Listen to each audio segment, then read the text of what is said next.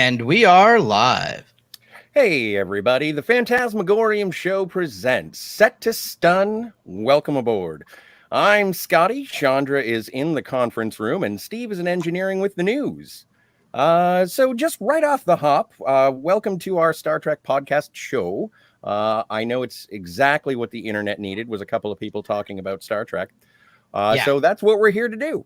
Right off the hop, I wanted to let you know that I did meet my co-host, Shondra, in a picture through social media while she was decked out in a full Discovery era Klingon makeup. And I just wanted to, do we have that? Do you mean like picture? This? Just like that. That is. Me. So how awesome is that? What was that like? I was on the first season of the show. So honestly, it was really fun. Like, don't tell anyone. I would have done that for free. I was working 16-hour days in, like, I think the headpiece was 18 pounds or 20 pounds. Wow. The armor was 40 pounds. If you put the shoulders on, it was 60 pounds. And then I had like full latex gloves on that came up to here. And it was hot. It was disgusting. Like, I'm talking, I pulled my glove off and I would pour sweat out of it. We weren't allowed to eat either. They actually had a special nutritionist on set who made us smoothies, and we had to, through the little mouth holes. Really? And it took 3 people to help me get out of the costume to go to the bathroom. It was pure insanity. I slept in the lot, like next to the set, because I didn't want to drive an hour home and an hour back, because after 16 hours of working, you're just exhausted. And it was only a 6-hour turnaround. So there's 4 days in a row that I did like that. I did a couple other days separately, but that was my vacation, and it was on Chronos. So it was, I loved it. Yeah. Everyone thought it was like awful. And a whole bunch of people actually quit. I think there was like 45 original Klingons, and I was in the second batch because I was like, oh, I'll do it. Give it to me. Give it to me. Right. I was so happy about being on that set. And I was the only Klingon who wore glasses. I have contacts in right now. I didn't have contacts at the time. It was just like a random time in my life that I didn't have contacts for some reason. And I was one of the people who, even some of the actors were asking Star Trek questions too, because I apparently knew more than most of the other people working there. But yeah, it was so much fun. So would you say you're qualified to talk about Star Trek? A little bit. Okay. Maybe. I might know like a thing or two. I don't know. Well, I'm super excited to have you here, and I'm super excited that you've like vicariously, you have lived out one of my dreams of just being able to be on Star Trek. And so that is total bucket list. Absolutely. And so I'm sure that your bucket list is light years longer than that. Oh, for sure. Pun intended. I actually got to meet Tim Russ, Tuvok on Voyager, when I was working on the set of Suits. And when I approached him, I was like, do a lot of people fangirl on you? And he's like, well, what do you mean? Like, he was just so chill, right? He's a really nice guy. He actually talked to me, and I was like, well, you had the career that I wanted. I want like a 7-year regular or lead on a sci-fi series. And like, he was so nice. He answered a bunch of my questions, and he was just such a lovely guy. That's cool. Yeah. Well, and how did you initially get into Star Trek? Like, what was your gateway Trek? Well, it was the original when I was really young with my dad, but I never really got into it at that point. But Next Gen, I was just hooked. Like, I was sitting there ready with the remote control for the TV for when it came on, and like Deep Space Nine. I don't know. Some people give Deep Space Nine flack, but I think it was just so fleshed out. Maybe not the first little bit, but like it just got so good. And Avery Brooks is just, I got to meet him at a convention, not professionally. This was a long time ago. He is charismatic, dude. Like, he's 1,000 times more charismatic in person. And you wouldn't even think to imagine that, since he's so charismatic on screen, but he really is. That's just his presence. He just has this huge presence. And like, I fell in love with that show. And then Voyager, just like, those three, you know, I just grew up with them, and they were just so much of my childhood. So yeah. Outstanding. Well, and much like you, I fell in love with I fell in love with the original series, and it did connect with me. Like, I had a running joke when I was younger that my parents dropped me in front of a Star Trek episode on a Saturday afternoon on the CBC. And about 12 years later, they brought me lunch, and I was like, "And you are? I'm sorry, I've been watching Star Trek." And so now, anyway, and yeah, straight through Next Generation, Deep Space Nine, Voyager, skipped over Enterprise, but then rediscovered it recently, and huge Bakula fan. You're a Bakula fan. Oh yeah, for sure. Quantum Leap. Like, come on. That show was amazing. I couldn't get into it at the time. Maybe I'll have to try it again, see if I like it. And it was something that I was surprised by, because I was the same way, just in terms of the retcons that were happening with Enterprise. But I rediscovered it and fell in love with it again. And then we got to the Kurtzman years, the Bad Robot years with Chris Pine. That's pronounced Bad Reboot. That is, it is Bad. Well, we have the movies. No, don't apologize. We want to hear your opinion. That's why you're here. With the 2009 Star Trek reboot, I really enjoyed the first one and the third one, but I did not like the Into Darkness. How did you feel about the reboot trilogy so far? Me? I've enjoyed it. It's so I feel like anything after Enterprise is kind of not real. Not it's not that it's not real Star Trek, it's just it feels like a completely different universe, you know what I mean? Like, I mean, technically it kind of is timeline, but I mean, like, it doesn't feel Trekky to me, do you know what I mean? But that's, I know exactly what you mean. Honestly, it feels like that to me too. Some people might hate me for this, but like the Orville feels a little more Trekky to me than but I like it as like action sci-fi.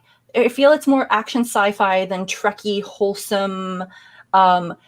It also doesn't feel like it's tackling the current topics, like the original Star Trek with the first interracial kiss, the Next Generation, like all these things. They had so many current serious things that they tackled in a way that was it was acceptable because it was aliens in the future, you know what I mean? Yeah. And the Orville totally did that too, with like the species who are all male, and like do they change the sex of the baby and like things like that. But like I haven't seen quite the same thing from Enterprise onwards in tackling the hot topics in a way that there's comedy, but there's seriousness, and there's like a wholesomeness, but also towing the line. Like, I don't know how Trek did it all those years, but making it really controversial while also being wholesome.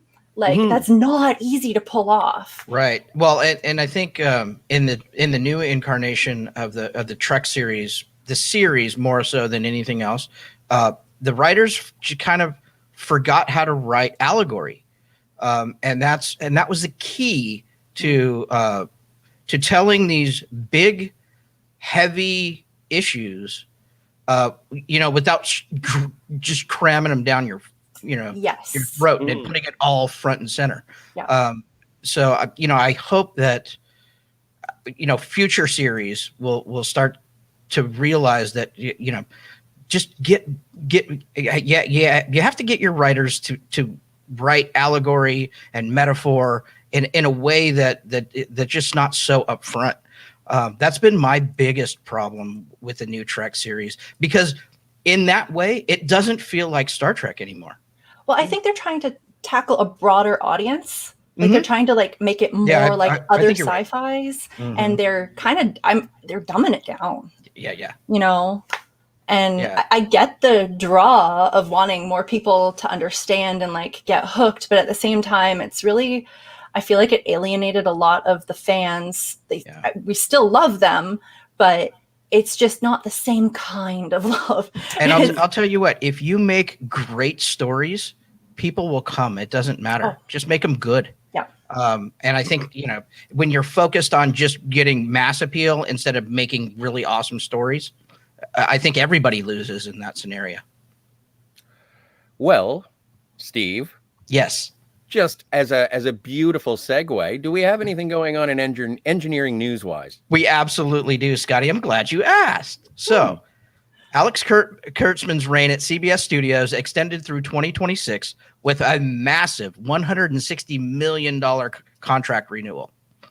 Now, this may be old news. This was announced 2 weeks ago. was. And so, but just this being our first episode and sort of establishing where we are moving forward and where Star Trek is moving forward, we thought we'd sort of do a recap with this article. And it reads, in a move that is sure to shock those who have been repeatedly claiming his ouster, Star Trek franchise boss Alex Kurtzman was the subject of a pair of effusive profile pieces 2 weeks ago, where the most senior leadership within CBS and Paramount Plus sang his praises after a successful multi-million-dollar extension of Kurtzman's already long-term contract with the company.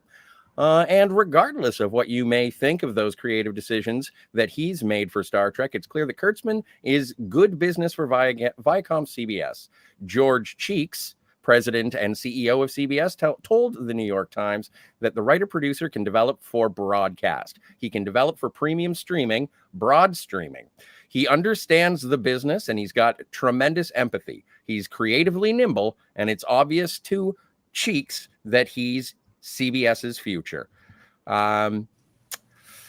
Based on what you just said, Shondra, I tend to agree with you. I know some people who are a little bit more vehement about thinking that it has strayed away from the spoonful of sugar that helps the allegory go down. Yep. And I think that as I have mentioned on many a stream before, I always want the new Star Trek to be good. And every episode is my hope that this is going to be one of my new favorite episodes or one of my new favorite movies. But so far from the director of The Mummy, I have not yet seen that. And the outlier is the show that we are discussing tonight, although we'll get to that later. Do you have any thoughts on the overall, like aside from what you just said, anything to elaborate on the future of Star Trek under Alex Kurtzman? And did you meet Alex Kurtzman, or are you allowed to discuss that? I don't think I met him. Okay. If I did not recognize him. Fair enough. There are a lot of people on sets that I didn't realize until later I had met, and a lot of people you're working. I was working so hard. Sometimes you're not really fully conscious, I'm going to be honest. Well, and as a fanboy sitting from the outside looking in, I'm expecting you just all to be hanging out in the commissary, trading stories, talking about favorite episodes and enjoying yourself. But it is a job and it is work. And there are gauntlets that you take off and they're full of sweat because it's not easy. Oh, yeah. Yep. It's very glamorous. Having a quick shower in a green room, passing out in your car, getting up 3 hours later, back to a 16-hour day to sweat another 10 pounds off. Mm-hmm. I did have one really good story, though. I never got a copy of this. So if anyone knows or anyone has seen this, how to get a hold of it, due to legal issues, I was not allowed to have a copy. But I started a Klingon chorus line in holding once, and it was awesome. And all kinds of people who were much higher up than me were allowed to record it. Mm-hmm. And I want to see it because I started the chorus line. And it's like a whole bunch of Klingons doing the can-can. Oh, that's awesome. Yeah. Well, and it reminds me of the conversation between Guinan and Worf, where Guinan says, "You never laugh, Worf," and it's like, "Klingons do not laugh," and she's like, "Wait, yeah, they do. Yeah. You don't." So I'm assuming that there are dancing Klingons out there, and I hope that someone can get it for you. Can get it for you. Definitely. What's up next? Next is Star Trek Discovery Season 4 is bringing back a key character for the final weeks of filming.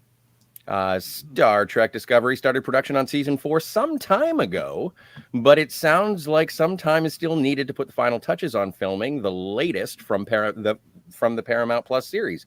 While many main cast members have posted wrap photos on social media, none involving a Klingon can-can, fans recently found out that one key actor, Tara Rosling, has had to return to set recently to shoot more scenes. Rosling, who portrayed Vulcan president of Nivar, Turina, in season 3, has been called back to the set to film more material for Star Trek Discovery. Fans discovered this during the 55-year mission convention in Las Vegas, in which anyone who hoped to meet Rosling was met with a sign at her booth that said the following: Tara was called back to set by CBS. Yes, filming more Discovery. Obviously, the sign didn't say exactly what Tara Rosling was filming on Star Trek Discovery set. The assumption, however, would be that some plans changed and she was pulled from her previously scheduled commitment in order to reshoot or film some new scenes that involve T'Rina. It's been noted that other Discovery cast members like Sonequa Martin-Green weren't pulled from the conventions, so scenes would seemingly be specific to T'Rina. Shondra, are you caught up on Disco? No, I'm not. I saw the first 2 seasons. I haven't seen the third yet.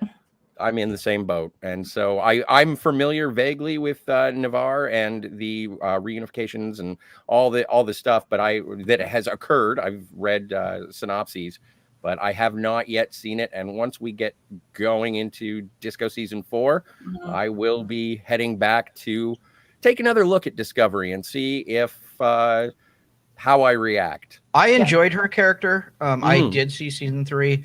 Okay. So knowing that she's coming back and what seems to be even more film time and screen time is great. I'm not a huge fan of this series as a whole, but it's Star Trek, so I watch it. Picard's the same way. It's Star Trek, so I watch it. I'm not a fan of this new incarnation of Picard, but I will watch it. I am looking forward to the Pike series, because I think that's going to be awesome. So we'll see how that goes. But I did enjoy her character. I thought her character was cool, and we'll look forward to what she does in season 4. Yeah, absolutely. Okay, Anyway, we do have forward. There's more wine. 2 more wines dropped. Star Trek Wines debuts Cardassian Canar and Andorian wine. And as Scotty reads off the kind of the story behind these, I'm going to show some pictures of what they look like. Perfect. For the 3rd year in a row, alcohol licensee Star Trek Wines returns to the scenes with a pair of franchise-inspired special releases. And for 2021, the company is fulfilling a 3-year-long journey to replicate one of Star Trek Deep Space Nine's signature alien drinks. Cardassian Canar Red Wine Blend. I love that bottle. Nice. Yeah. Utilized in both Star Trek Deep Space Nine and Star Trek The Next Generation, the story of Canar is intimately connected with the rise of the Cardassian Union and the strong bonds which hold the Union together. In its quest for authenticity, the Star Trek Wines That Rock team conducted a rigorous multi-year search for an original Cardassian Canar bottle, a unique serpent-shaped vessel, originally utilized in the 1950s through the 1970s in Europe, with only a handful of the original bottles found. The team at Star Trek Wines That Rock, rendered a few remaining bottles in 3D for accuracy and worked with specialized facilities in southern Italy to recreate and forge the identical replica, resulting in one of the most fascinating bottles in the galaxy. Also replicated in 3D rendering, this ornamental headpiece will be included with every bottle of Canar. Rather than a traditional cork, the Canar bottle also features a unique glass bottle seal with a glowing Cardassian logo. For the Canar, our award-winning winemakers crafted this delicious premium red blend of Cabernet Sauvignon, Merlot, Petit Syrah, and Petit Verdot, resulting in a dark, rich wine with notes of ripe blackberries and juicy blueberries, velvety tannins, and a long, delightful finish. That sounds amazing. I want that. I want that. As long as it works. Yeah. Along with the fantastic bottle, the Canar will be labeled with Cardassian-style graphic labels and a bottle tag featuring the orange and red glass design from Quark's Bar, complete with liner notes on the in-universe history of Canar by Star Trek novelist Una McCormick. It also includes 2 different stoppers. The bottle will ship with the glass seal in place, but will include a metal stopper as well. And the pictures of that delightful bottle. Oh, my God. Right? Isn't that great? That is amazing. But see, I love red wine. That's like right up my alley. Yeah, me too. The second release for 2021 is from the Icy Moon of Andoria, a blue-hued Andorian Blue Premium Chardonnay, which honors the antennid aliens with a lovely bottle adorned with a stamped metal United Federation of Planets seal. Andorian Blue Chardonnay, the third in a series of United Federation of Planets wines. The 2021 Andorian Blue Chardonnay features a one-of-a-kind, hand-numbered bottle, elegant silkscreen designs, and a special United Federation of Planets metal medallion affixed to the front of the bottle. Since the original Star Trek series, blue spirits have long played a role in the Star Trek universe. The Andorian's Blue Chardonnay, a premium Chardonnay from St. Lucia Highlands, has a stellar blue color that pays homage to the history of the colorful Star Trek spirits. Aged 12 months prior to bottling, the Andorian Blue has delicious notes of citrus, peach, and apricots. Bright, fresh, acidity with a lush mouthfeel and long finish. This is why I could never be a sommelier. It's difficult to maintain a mouthfeel. We also got to examine the new blue Andorian bottle or wine at the Las Vegas event, and we're quite impressed by the design of the metal UFP seal. And that does, and I'm sure they the seal's really cool looking. That is nice. So more red than white wine, Shondra? Oh yeah, for sure. Okay. Yeah. Both new Star Trek wines releases are available for pre-order now at their official website.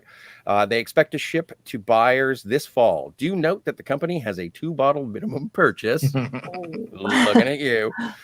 Requirement. Though they do offer several mix and match options from their listings. Nice. Got some blood wine on there.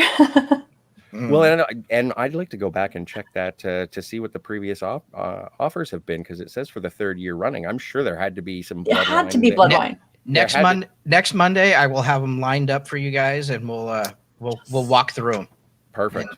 And so Samples? we'll go. Yeah, I wish we had samples, but at least we'll go through all of the previous years. So Awesome. that's 3 years running. So that's really cool. That's the news. I'm going to leave you guys to it, and then I'll come back when you guys are done, and we'll hop over to the chat. Awesome. Sounds good to me. Have a great one. You too. Okay. See you soon, Commander. All right. So this is the part of the show that never has any sort of controversy or disagreement. I'm not sure if you're familiar when we Catherine and I listed off our favorite bonds on Martini's Gadgets and Guns. Yep. Well, now the question goes to you as to your favorite captains, and we may return to this list. Don't feel married to it. If you want to change it, feel free. But going in ascending order from worst to best. Oh no, I don't want to. I just want to say like top 3, because I don't want to say anyone's bad. Because okay. If you want, no, absolutely. If you don't want to be derogatory, you said no controversy. No, I know, and I was being facetious. I apologize. Not fair. Not fair. We have to rank them. No, but I'm ranking them top 3. We'll start with top 3, and then we can come back to a firm list. So, thank you, Commander. Okay. Darn it. But no, we can go top 3. Although and even then, I would assume that there's going to be a little bit of controversy. So starting at number 3, who is your number 3 favorite captain?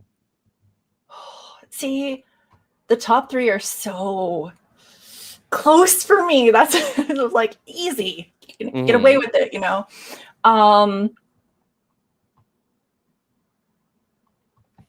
Would you like me to go first? Would it be? Yeah, you go first. You go first, because I'm struggling. No, it's cool. So for top 3, I am going to probably disappoint a bunch of people, but my number 3, my bronze medalist, is Captain Jean-Luc Picard. And wow. that, and I do absolutely enjoy. Like, I fell in love with Captain Picard. It's not that I think he's a bad captain by any stretch of the imagination. There was something about him turning into seeing him as an elderly man took a little bit of the wind out of his sails. I felt that he was a little bit like a little bit out of character in the Next Generation films. And I did the tempered diplomat from the Next Generation. I adore, and that would probably bump him up to the number 2 spot. But it is something about Star Trek Picard, and I would probably say Nemesis and Insurrection that made me go, I think I have other favorites. So that under the belt. I actually loved him in Nemesis. Oh, we have conversations. Next week we're gonna have to go over the movies. Oh boy. Or at least all the right, Next Generation movies. Bring it. Yeah. All right. All right. So for number 3, your bronze medalist, who are you thinking? Cisco. Cisco's your 3. Okay. Yes. And that's hard because I mean, it's one of the only captains I've met. And I love him.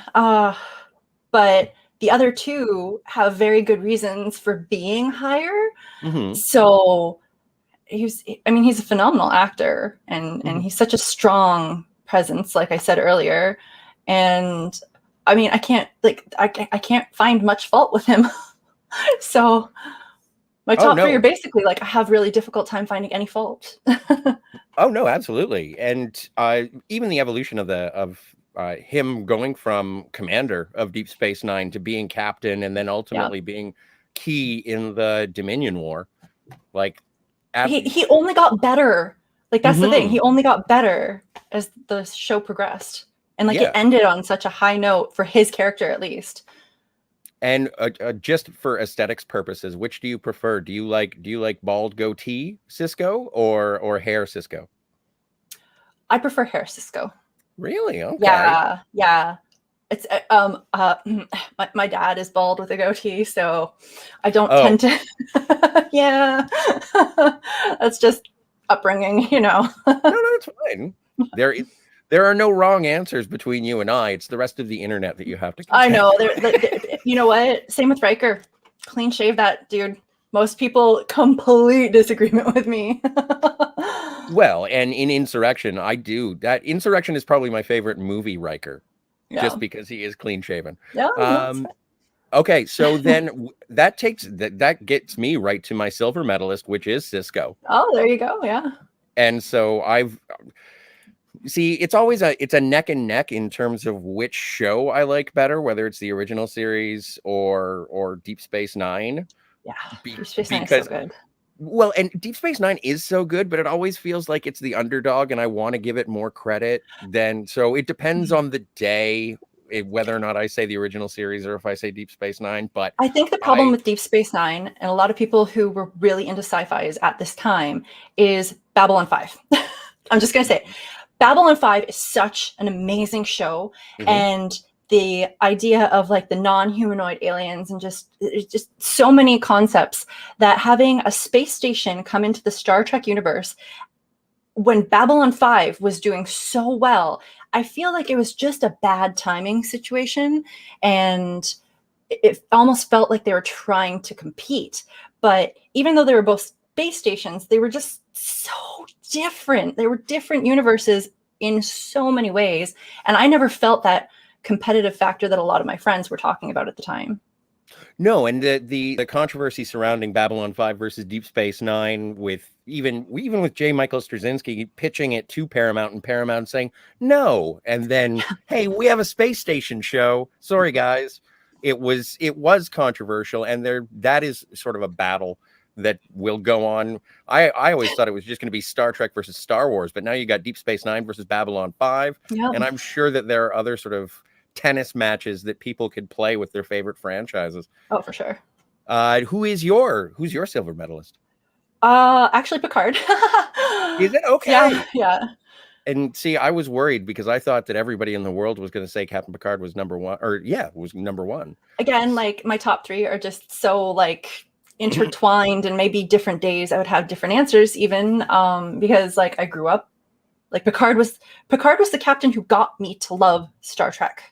Like the original series was cute. I watched it with my dad because it was nice, right?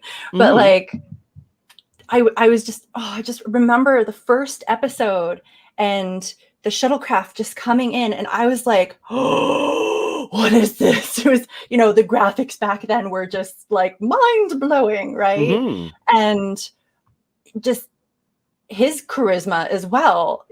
The whole thing sucked me right in. I loved it so much. So, and I loved him as a Borg. I loved him in Nemesis. So I did. Like when I was just like, oh my God, what happened? He's Borg. This is so cool.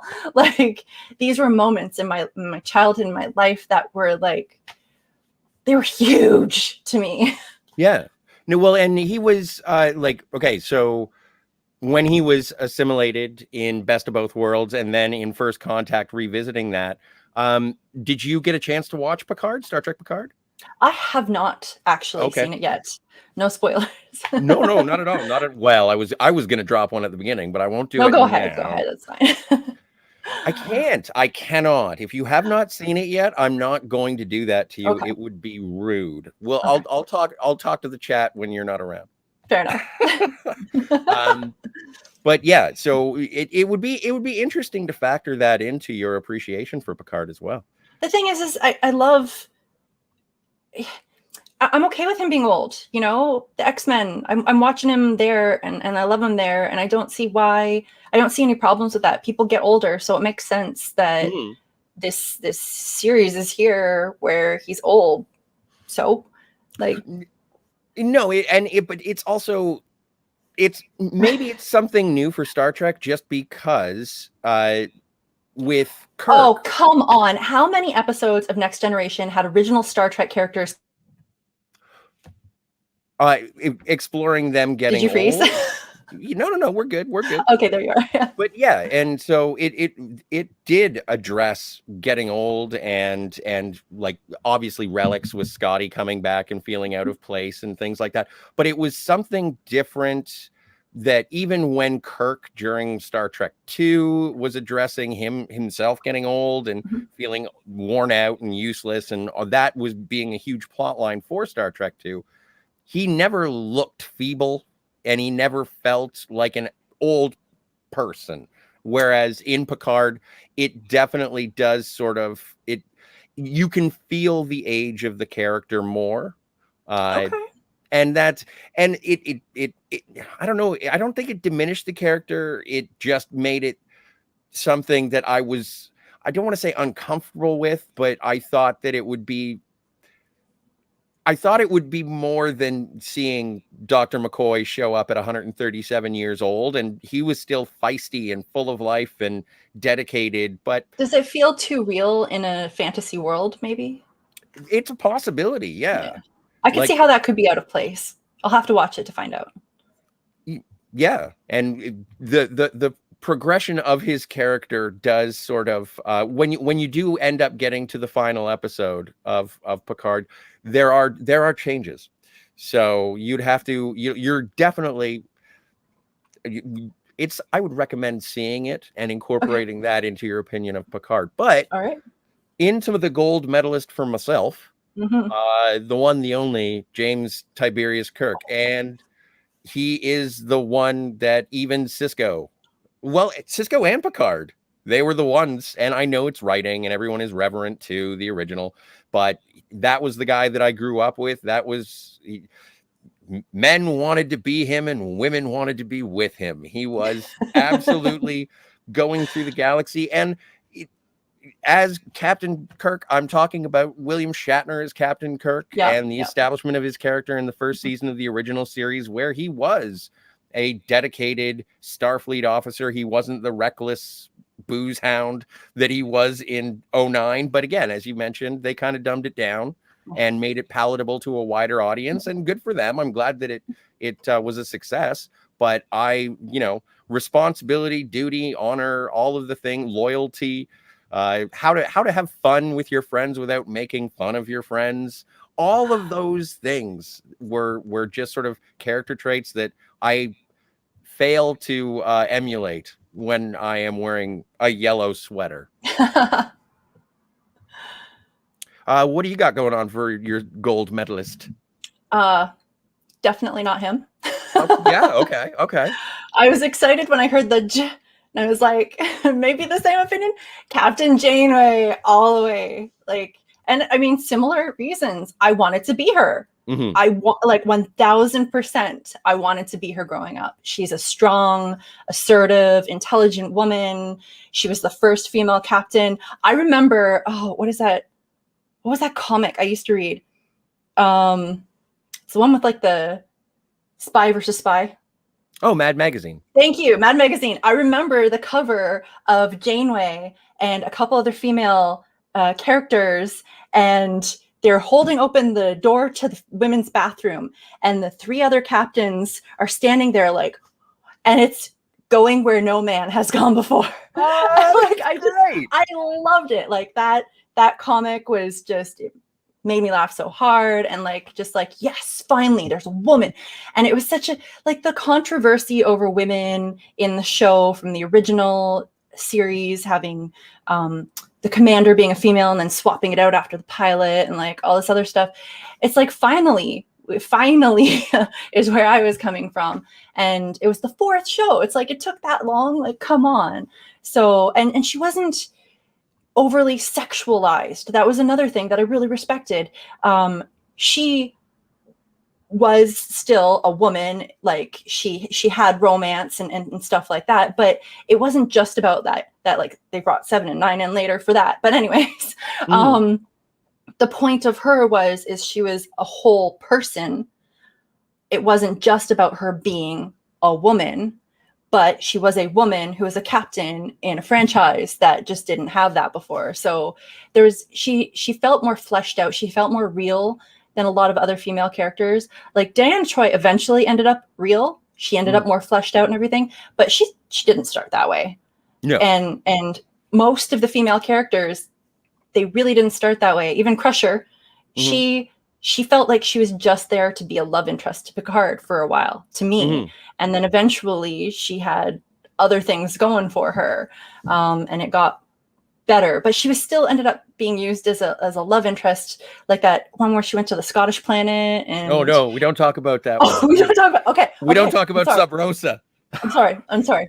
I won't bring that up. But the point is like, she wasn't there to be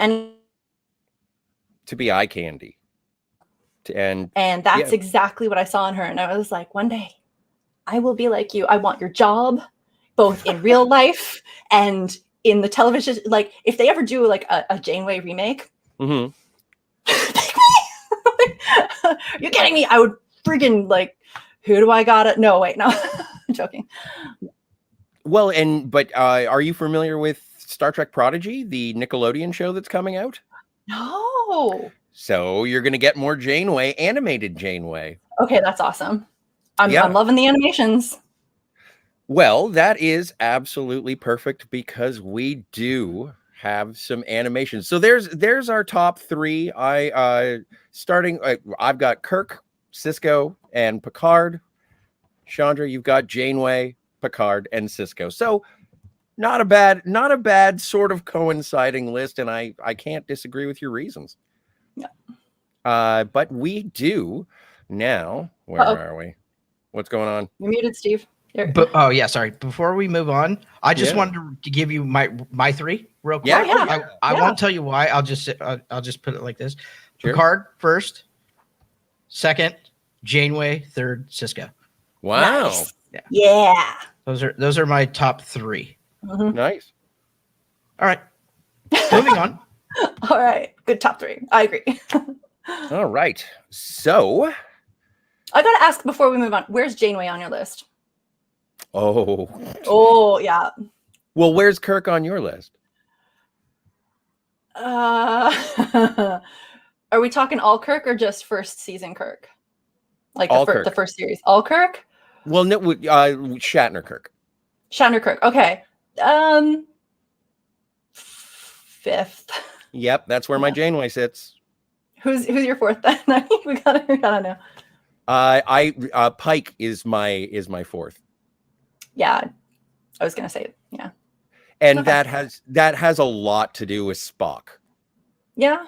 That has more to do with Spock than it does with Pike. But for what Spock did for Captain Pike, kind of kind of gives him an edge up over Janeway. Although I do admire, hey, if you are 70,000 light years away from home and you absolutely positively have to get back to the Alpha Quadrant, accept no substitutes from Janeway. Yeah, definitely. Definitely. All right.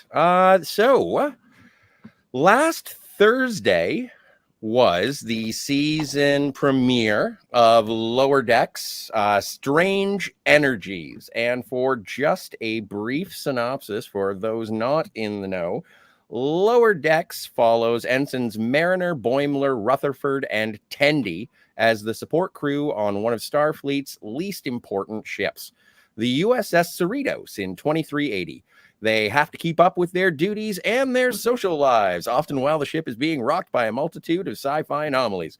The ship's bridge crew includes Captain Carol Freeman, Commander Jack Ransom, Lieutenant Shax for the first season, and Dr. Tiana.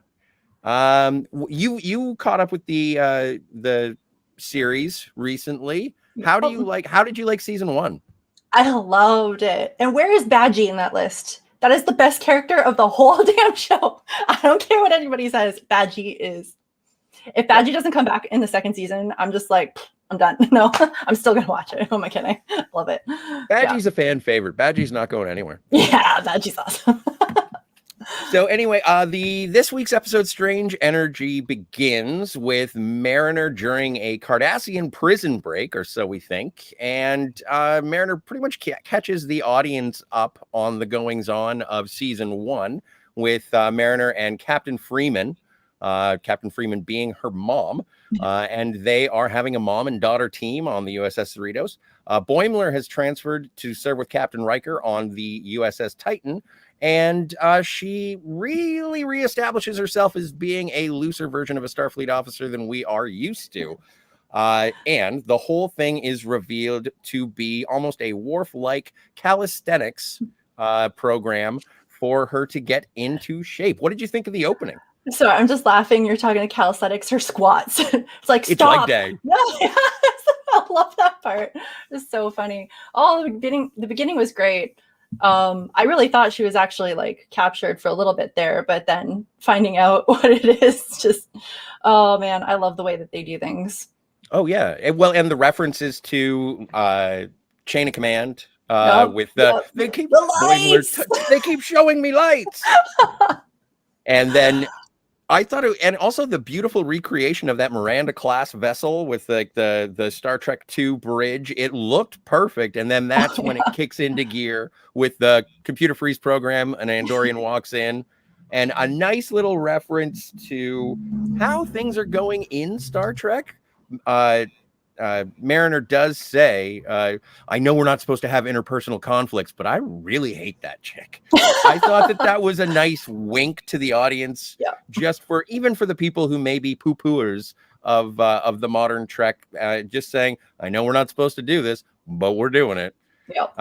So then the story itself proper revolves around Mariner engaging in one of her side missions, one of her extracurricular activities, by cleaning the Abergosian capital city, while the leaders of the Abergosian Council try and pick their perfect number for a subspace communication number, getting into like the numerology of the culture. Yep. They are definitely very, very concerned with that, but not with the filth that has remained from their industrial revolution. She sort of power washes everything, and they're all like, neat, I didn't even know the elders had this stuff. And she reveals a strange energy emitter that zaps Ransom, First Officer Jack Ransom, giving him Gary Mitchell-like telekinetic powers, and he begins to go a little batshit. Yep, giving nods to the classics, you know? Yeah, I thought, well, and that was really interesting. And I think that when people are talking about Lower Decks, it is the show that is the most reverential to the older series. I agree. For the modern shows, it gives the most nods. That's what its biggest. No, actually, no. I was going to say its biggest asset is the nostalgia, but I disagree with that.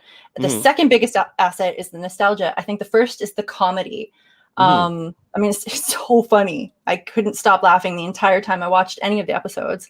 I also feel like the thing I really like about the series is that when Deep Space Nine came in, they showed some of the grittier underbelly parts of the Star Trek universe that weren't really touched upon so much with the original series or Star Trek Next Gen.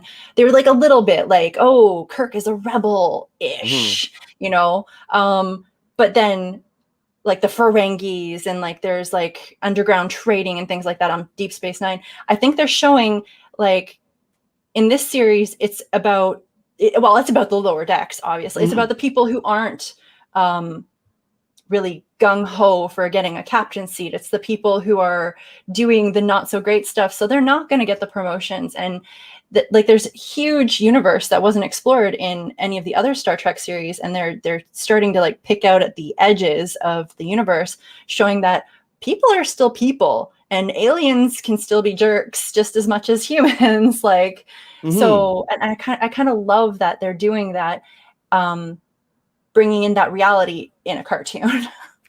Well, and I think that's why I sort of give Lower Decks a bit of a get out of jail free card, because it is a flat out comedy. And I watched the episode a couple of times and I was like, maybe this should be a little bit more like the Orville. And it's like, well, that's not the show that this is. This is a comedic show. And it is written by, like, the showrunner is one of the writers for Rick and Morty. And you can sort of get a sense of that humor, but it's a setup and it's a joke and it's got the references. I like the characters, but I like the characters for what they are in the comedic version of Star Trek that's being presented on Lower Decks. Yeah. But as we'll see later, the actual Starfleet officers that are surrounding the main cast are exactly the Starfleet officers that I would expect in a Star Trek show. Yes. Like there is a point where Ransom gets, like, the strange energies have been absorbed into him. He becomes godlike with powers and starts manipulating the matter around him, winks a moon out of existence, and his head comes off, expands giantly, and comes towards the Cerritos. And the helmsman is like, there's a head approaching, Captain. And it's just like, this is just another day. And the crew that are surrounding the main cast, they're not freaking out. They are. It's almost like watching, I don't know, the people who are competent who work at WKRP interacting with the actual crew of WKRP. But I mean, even the rough ones, like the first date in the first season, they were like so chill. There's stuff going on. They're like blasting around them and guts and gore and everything. And they're just like, oh, we're still on a date, you know? Oh, yeah, absolutely. And well, also speaking of Ensign Barnes, meanwhile, Tendi is convinced of Rutherford's previous cybernetic implants being ripped out and reinstalled. She's become jealous that Rutherford is going on a third date with Barnes, who returns from the first season, and has decided that it is an issue with his cybernetic implants, synthetic memory degradation. And so that is the impetus of her shenanigans that continue while Ransom is a vengeful spacehead. And Tendi is chasing Rutherford about the ship to cure his SMD, or as Rutherford thinks, LSD, with shocks, a biogel phaser, and an attempted brainectomy. And so they run around, and ultimately, do they hug and learn to find out that the entire, like, Tendi basically says, I wanted to cure you of this because you were acting kind of strange, but I wanted to make sure that you weren't going to start to dislike me. Yeah. And Rutherford's probably the best officer in the Lower Decks main cast in terms of his drive to solve problems with logic and technological solutions. But he still let her do surgery on his brain so that he hated peaches again. Or pears. Sorry, pears. Pears. Wow. Well, yeah, but I do appreciate that. It was almost like a Doctor Who reference, because Doctor Who hates pears. So I kind of let it pass. So anyway, with a healthy amount of flattery, which apparently quells Ransom's strange energy madness. I mean, he's a giant head. It has nothing to do with ego. Oh, wow. You know what? You're smarter than me. So That's a good call. I didn't even think of it. So anyway, after trying to deflate his ego with flattery, it doesn't work. He decides that he's going to be captain. But because he is a detached head floating in space, trying to gnaw on the Cerritos, there is only one thing to be done. As Dr. Tiana mentions, the only way they could get rid of Gary Mitchell was by dropping a boulder on him. And Mariner decides that excessive force applied to his neutral zone. Oh, yeah. Multiple times. Multiple times. And I enjoyed it. Really made me happy that he threw up. Because that happens. So, yeah. Kicks him in the nuts until he falls over, and then Dr. Tiana drops a boulder on him, and the day is saved. Now, I do know that there are people who will or could take issue with, and the first time I watched it, and I was like, really, this is how we're going to solve it. We're just going to kick him in the balls a bunch. All right. But the response, the second time I watched it, the response from Ransom was somewhat entertaining because he was somewhat appreciative. Yeah. So I did enjoy that. Was there anything about, aside from grabbing hold of the idea that the guy with the giant head had an incredibly inflated ego, were there any things, any sort of references or jokes that stood out to you during the problem of the week? I mean, I'm surprised you missed it. He made an entire planet look like him, and then all do gym work. He changed objects into gym equipment. Mm-hmm.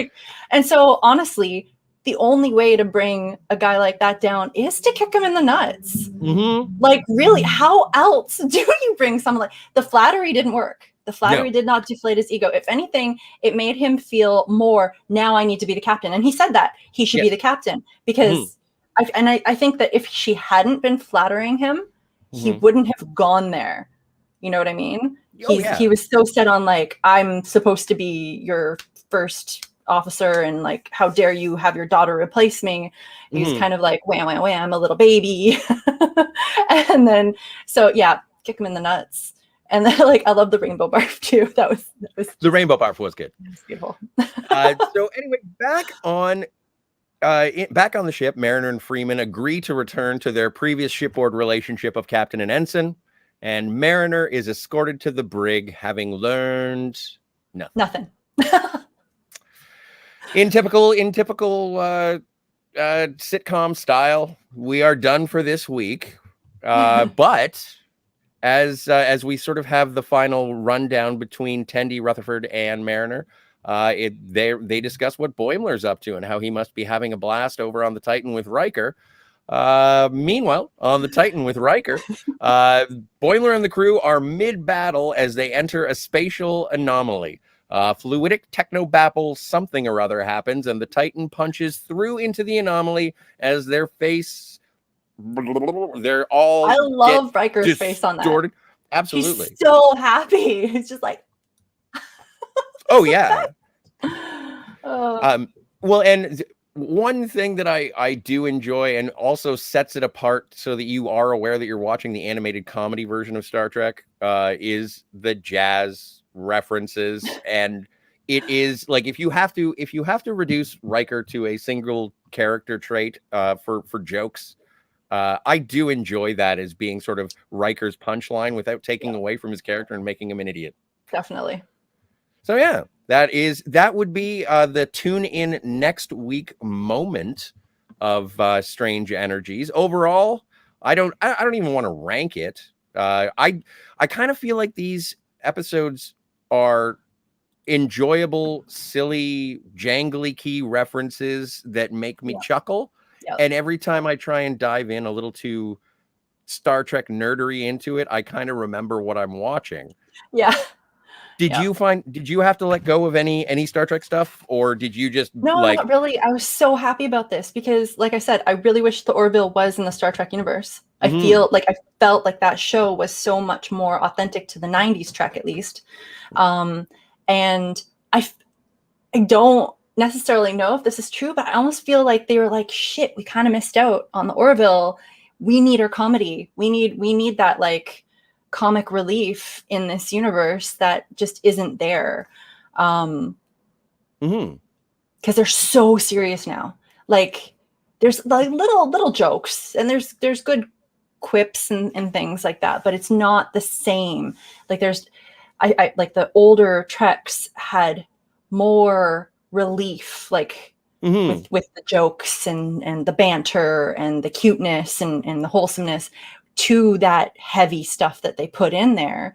Yes. Whereas like the newer Trek doesn't have nearly as much relief, and this is relief. This is just like, oh, thank you. Like that's kind of interesting, just because it is sort of compartmentalized into, okay, we have the serious one, we have the straight nostalgic one, and now we have the funny referential one. Yeah. And it's interesting to see how they go, and people have their preferences. I certainly do, but out of the new Star Trek shows that are on, this is probably the one that I look forward to on a weekly basis. I'd have to say this is my favorite current show. Yeah. Like, I love it. Well, and maybe you'll develop an appreciation for Picard. Well, I definitely need to check that series out. Okay, for sure. Hey, it's just a maybe. Anyway, you're like bumping down the list. If everything's tidy in engineering there, Commander. It is. Are we ready to go over and check out the chat? Why not? Let's go see what's going on. No super chats or super stickers tonight, but we will get right to the chat here. For sure. And the first up. Oh, Todd Michael. Hey, Todd Michael. The Fantasmagorium Show welcomes you to the inaugural episode of Set to Stun. Yes, awesome. Thanks, Todd Michael. Great. And Todd Michael's holding it down with some housekeeping items, so we can cool. kind of jump through these real quick. Thank you, Todd Michael. Yeah. And that was you. That was me. And that was him. Hi, everyone. Hey. Hi. And Todd Michael says hey to you, too. It's going to be a lot of those, probably. Hello, I'm Shondra. This is Black Philip Alvarez, friend of the show. He has shows on the shows. Oh, cool. Yeah. Phil, Shondra, Phil. Who's the girl, he says. I don't think we've been introduced. I'm sure when he asked that was before the introductions. So. Says hi to Todd Michael. Ooh, says hello to me, Shondra, and Steve. Thanks. Hello. Says hi to Black Philip Alvarez. Hello. And to thank you so much. Love the Klingon photo. Yeah, it's really cool. It is really. I would call it bitchin'. Black Philip Alvarez says hey. And there we go. Deep Space Nine favorite for such a good one. Yeah. Black Philip Alvarez says, okay, back to Raw. Just wanted to say hello. You go. You go enjoy your WWE, sir. Awesome. From the top ropes. Wind Darlings? Oh, that's a friend of mine. Hi. Oh, cool. Would you Wasn't like to? in from Next Gen after Deep Space Nine and Voyager. I found new appreciation for the original series. Oh, yeah, that's fair. Yeah. Because you get more out of the story, especially like Deep Space Nine when like Jadzia went back in time. Oh, I love that. Yeah, one of my favorite episodes. Yeah. Oh. Todd Michael says greetings to Black Philip Alvarez, and to how do I say that, Chandra? Wander Nigel? You know what? I'll have to ask him how to pronounce it properly because I suck at pronouncing things. Yeah, me too. Usually I just like no. We struggle here all the time. Yeah, I don't know about that. I'm just gonna go with Wind Darlings. I know that's not how it goes, but anyway. Or not to bleed realities, the new Trek is like Star Trek's version of the multiverse, like both Marvel and DC have done. Yeah, that's very true. So it is a different timeline. Hello to you. Hello. Part of the journey is discovering with good stories and their meanings. Absolutely. Definitely. And I think that Steve, you hit it on the head in terms of being able to wrap your morals in allegory. Yeah, it's just a better way to storytell. The writers definitely in the 90s and the original series knew how to do that. And just to be fair, it's not just Star Trek series that struggle with this. I think most new writers just don't understand that, or aren't very good at writing allegory anymore. I also think that the people behind them aren't really hiring those who have that witty banter and correct. You know, I agree with that. Love the DS9 line. Oh yeah, that looks great. I do want. Sounded yummy too. I'm just wondering, does anyone know? Well, they're available for pre-order. I'm going to check it out. I'll have to check it out. It's got to. They're not cheap, right? No. Might be worth it though. Yeah. And Christmas. Says the bottle does look really nice and a great keepsake. Absolutely, Definitely. Yeah. Well, yeah, because it really does look like a bottle of Kanar. It does. Oh yeah. Evo Zen Design Studio Inc. says hello and hello to you. Yeah. Hi. Wait, is that Sam? Hi. Might be another friend of mine. Yeah. Awesome. And says hello to Evo Zen. Hi. Beautiful bottles. Definitely. Yes. Both of them. Wandering Sill. The blue Andorian wine looked cool too. Just to have that sitting on the shelf would be cool. Oh, and with that Federation, the Federation. See, the great thing is I would never drink that one. Yeah, no. The red wine would be gone. Yeah. Wandering Sill says top 3 pick. Do it now. Do it now. Now. And Evo Zen Design says wow. Oh, I think that wow was that your Picard was number 3. It's possible. I believe that. Yeah. Janeway third, Cisco second, Picard first. Nice. Yeah. See, top 3. Yeah. There you go. Just And someone agrees. Yeah. Evo Zen Design agrees. Says Cisco, Kirk, and Picard. No particular order. Oh, the easy way. It's hard to pick an order, though. Come on. I know. That was really hard for me. Yeah. The original Kirk, I wasn't as much a fan of. Me neither, to be honest. Well, and it could be quaint. It could be yeah.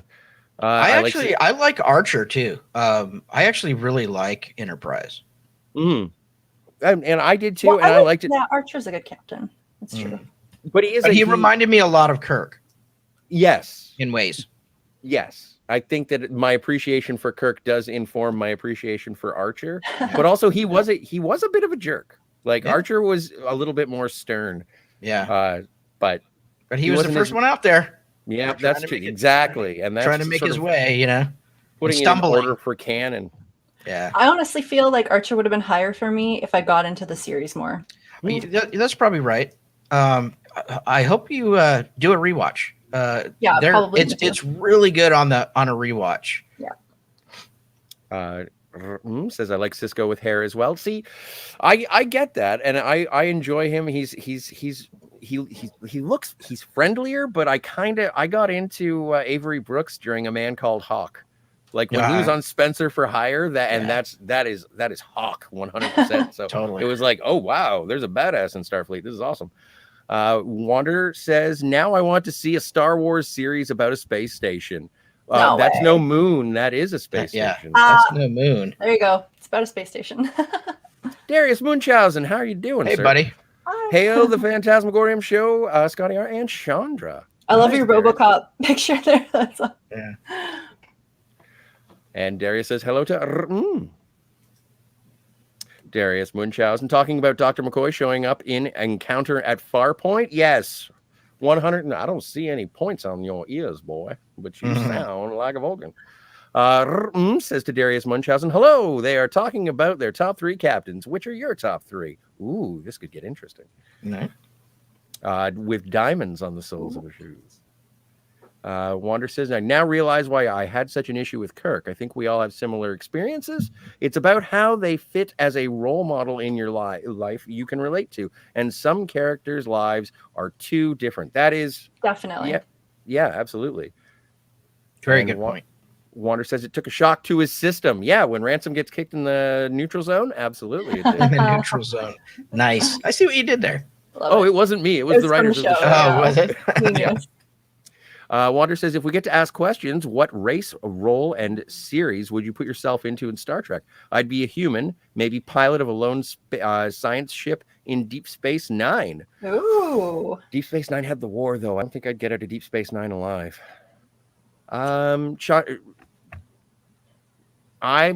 gonna go. If I had to go with a race, I'm gonna go Trill. I'm gonna go Trill on Voyager. Are you talking symbiote or host? Symbiote. Ah. I want my 3 more wishes. And yeah, I would be a Trill on Voyager, and yeah. And role, I guess I would be transporter chief. A Trill transporter chief. Can they do that? Sure, why not? Yeah, why not? I don't know. I like. So is Trill? Both the host and the symbiote the same name, isn't it? I think so. Yeah. I always wanted to be that because of Jadzia. There was a time when I wanted to name my kid Jadzia. Wow. Okay. That's how much I loved her. Esri. No comment. I like Esri. I'm not gonna get into that. That's okay. I like Esri Dex. But I really like Bajorans too. Mm-hmm. They're just, again, really strong. Like they're ass kicker. I mean, they're survivors. They're ass kicking survivors, and like I just respect them as an entire race. But then again, do I really want to be a survivor? Cardassian occupation was a bitch. Yeah. So I think Trill, but not. I wouldn't want to be the symbiote. Maybe I'd want to have a symbiote, but like I'd want to start off as a host. Yeah. And then my memories would be like blended into it. Like, so, because if you're a symbiote, you're a symbiote. Like, yes, in all the hosts. So yeah. I don't want to be the worm. I don't want to be the worm. I want to have that extended life cycle, and memories will live on the next ones. Well, and also it's like the gathering of knowledge, boldly going and accumulating knowledge, an inquisitive race, and also I would like to be the good version of John Glover from that one episode where he steals the symbiote from Jadzia and then has to give it back. Like, I wouldn't want to be that guy, but I like John Glover as an actor, and I thought he was really, there was a serenity about him once he became joined, and I dug it. Yeah. And I want to be a captain. Well, yeah. No, I didn't want to be a captain. I don't want to be a captain on Voyager. That job's taken. So fair enough. Oh, Steve, do you have any preferences? I would like to be basically Spock. So I would like to be a Vulcan, but I would like to be first officer and on the Enterprise. So Spock. So you want to be Spock? So Spock. Yeah. I mean, basically. All right. Chief engineer would be cool too, though. That would be, yeah. Oh, and we did get a super sticker. Thank you so much. Evo's End Design says, "Aye, hey." Wandering Soul. No vowels. Thank you. I knew that, but I forgot. Fair enough. Welcome, right. Wandering Soul. I apologize for butchering your name. One hand clap. Oh, hello. One hand clapping.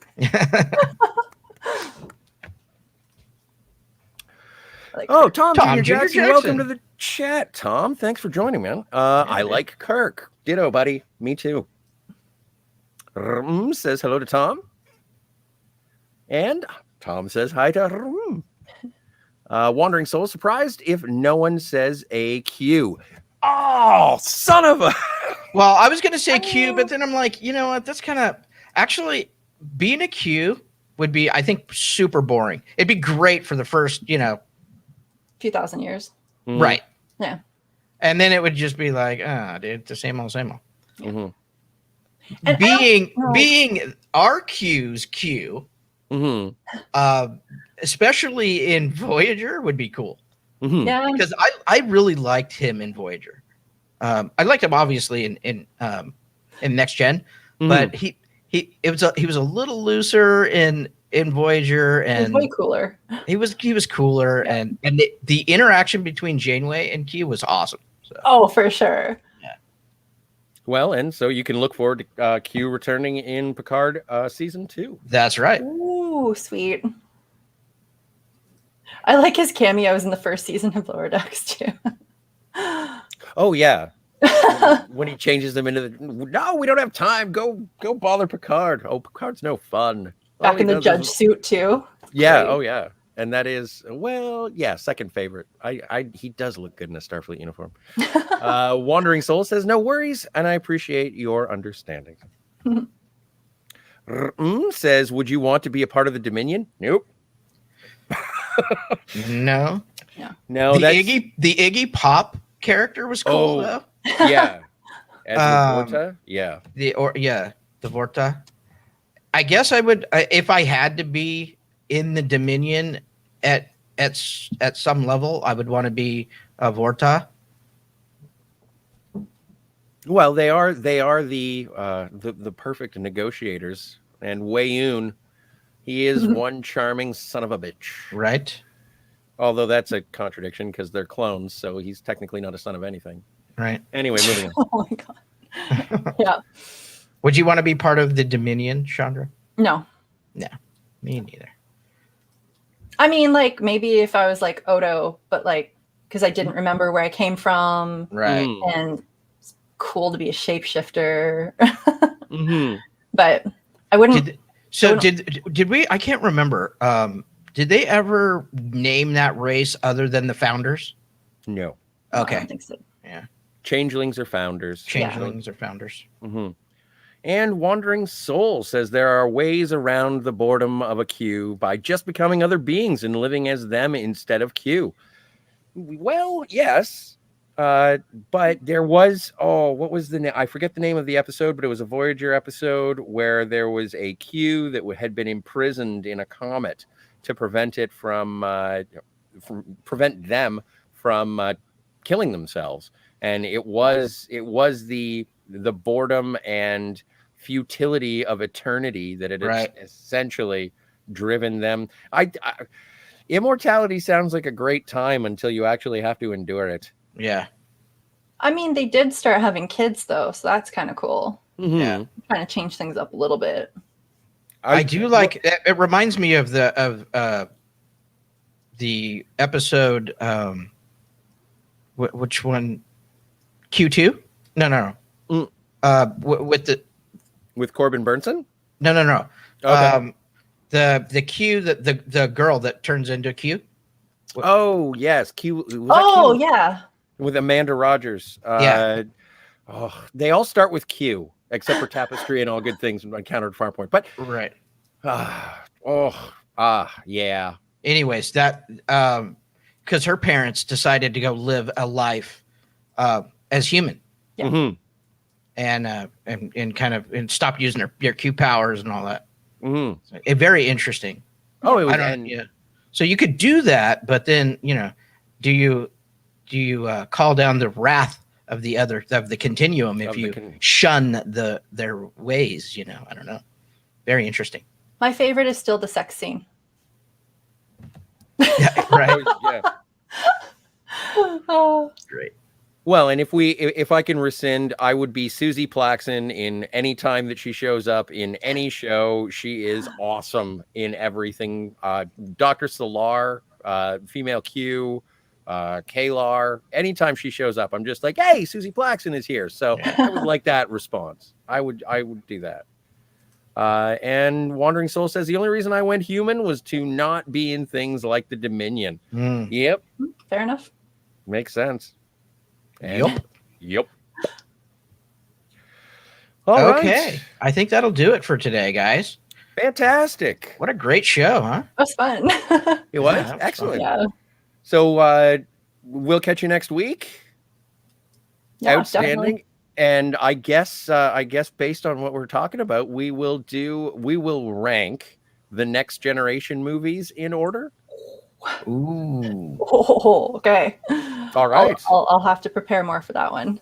Good homework. No matter how much I prepare for the captains, though, my opinion changes by the hour. That's the no, problem. Yeah. So these aren't solid and set in stone because Yeah. they do change. Oh, definitely. Kind of like your mood, And I'll have to see if I can get Picard in this week. Might not be able to, but I can maybe at least get a couple episodes in and see if that changes my opinion. There you go. Perfect. Says great stream. Thanks. Oh, thank you so we had much. a lot of fun. Yeah. Well, and before we beam on out of here, Shondra, would you like to tell everybody where they can find you on the internet? Yes, all of my socials, Twitter, Instagram, and Twitch are Shondra Live. So at Shondra Live to find me. I stream at least 3 days a week, sometimes 4 on Twitch during the days at 10 a.m. EST until about 1 p.m. And then every other Saturday is my 4th day, and I do 6 hours at least at 6 p.m. Wow, awesome. Yeah. One late one, Scotty. Tom Jr. Jackson says, great stream, and we need a show about the Q life. Absolutely. That would be cool. It would be cool. I'd watch that. Oh, you'd have all of time and space and power. Oh, wow. Yeah, that'd be really cool. I'd like to write that show. It would be like sarcastic Quantum Leap. Right? It would be probably, yeah. As long as it's not a show about like a little tiny hut in a desert and everyone's just poured out of their skull. Right. All right. Okay. Thanks again, guys, for listening to us talk about Star Trek. We hope we didn't annoy or anger you with our opinions too badly. And if we did, please feel free to comment, share it, like it, dislike, interact. It would be great. Right. Please do all the things.